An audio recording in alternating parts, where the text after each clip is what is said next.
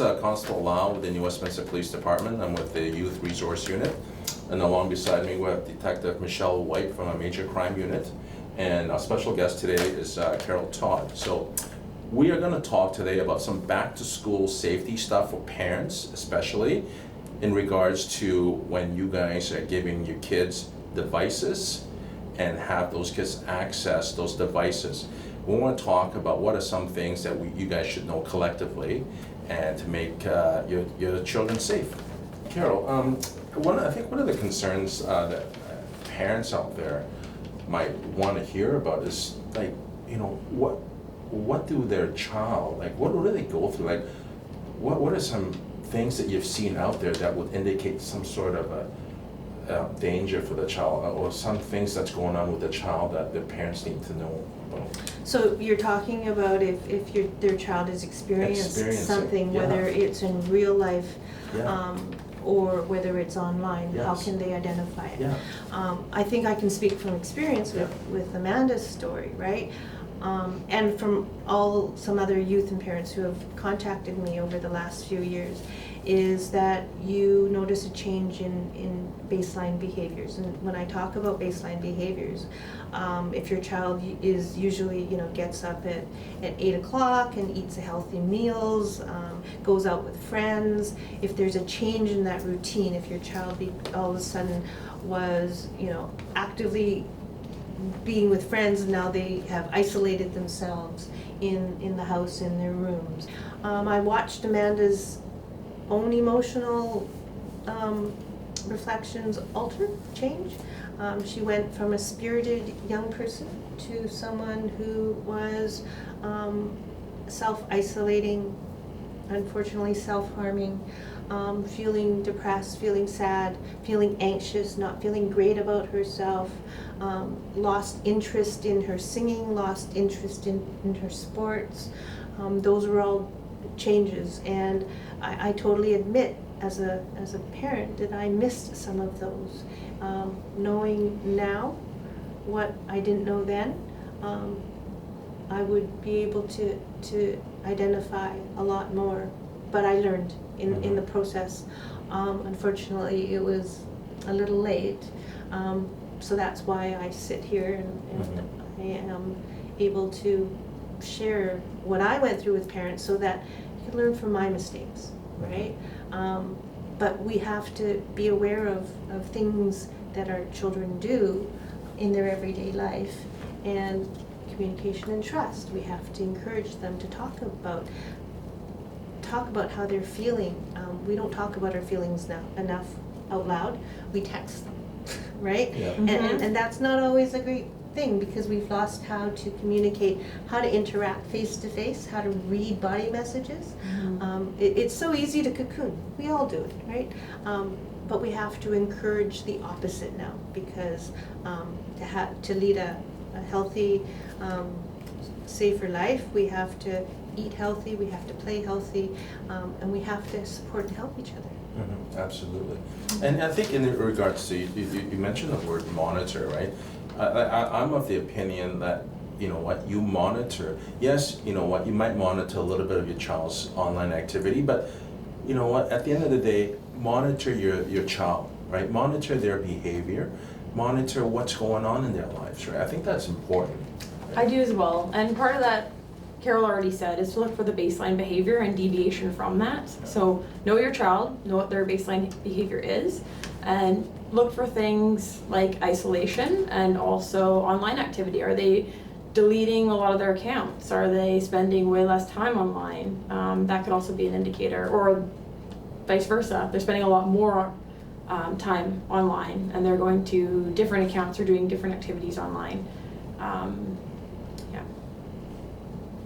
Carol, you mentioned support, and I like the fact you mentioned support, because I think that's a huge component of internet safety and keeping kids safe. And one way to do that is to sit down and have those conversations. And part of that conversation should be to avoid any shame or judgment as a preventative portion is to have conversations about what can happen, what can go wrong, what are some things we need to be concerned about. So a few of those things might be, what if someone befriends me and I don't know who they are? What should I do? What if someone makes a comment that I don't like, or makes a comment about somebody else that I don't like or I find hurtful? What should I do? So having those, maybe a brainstorming session with your child, they might also have some insight into that we don't have. And having that discussion, brainstorming all the things that could go wrong potentially, then it's all already out there. So when they do come across an issue, they feel like they can already come and speak to you about that. Can you tell me a little bit about some of the legalities? I mean, like crimes in regards surrounding like sharing intimate images and stuff like that online? There are many crimes, but for an example would be the publication of an intimate image without consent, meaning someone has obtained an intimate image, however they've obtained it, and they have shared that or published it, posted it somewhere. For instance, on a social media feed, they have posted an image of someone they've obtained without that person's knowledge or consent to do so. And obviously that can have grave effects for that individual. So always having a cover, some little safety tips would be to have a cover over your webcam when you're not using it, to know who you're talking to, as you mentioned. So oftentimes youth won't know who they're speaking to on the other end. So only using a webcam with people that you really can confirm who they are behind that webcam on the other side. Yeah, and you mentioned video games as well. That's another platform where people can communicate and obtain other personal information. So the question really to ask is, any information that we put out there in the digital world, we should be asking, what would a sexual predator do with that information, or what can they potentially do with that information? Yes. And really being open to that, and looking at it from that point of view. Will they be able to know where my child lives? Will they be able to know my child's friends, what school they go to, what route they go to school? And that can often happen with backgrounds of photographs. And yeah, it doesn't even have to be an intimate image. I just had a conversation with a group of young people last week and talked to them about the selfies they take and the backgrounds they have. Yes. And what they're wearing and their location on their, the metadata on the pictures. Yes. Because it's so easy to find a location of where a picture is taken, and someone who wants to know can pinpoint that where they are. Yes. If they really want to know where they are. So having as a parent, understanding and having those ongoing conversations with your kids about picture taking, about sharing, about what to do if someone starts asking you questions, if you're to make you feel uncomfortable. Going online, as a parent, going online to, say, Media Smarts or Common Sense Media, there's a whole bunch of digital safety quizzes that you can go over with your kids. And it's so easy now to project your technology onto your big screen TV that you can do these digital safety quizzes as a family, right?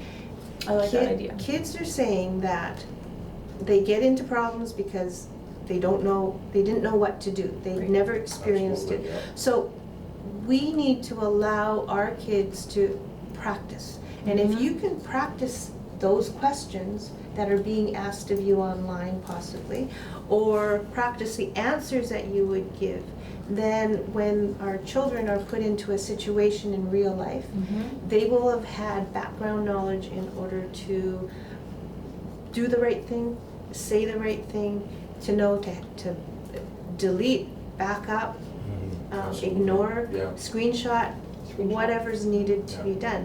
Those are really important measures that we need to have as a safety plan, and it has to be ongoing. It is not like a one-off, okay, we've done this, tick, we don't have to do it again. Those conversations need to be ongoing for comfort, so our children will talk. You may get, as a parent, you may get too much information from your kids, but too much information is better than no information at all. Yes. And that's why you brought up a really good point. Like the ongoing stuff, like it's great because the education, the bonding that you do with your child, guess what?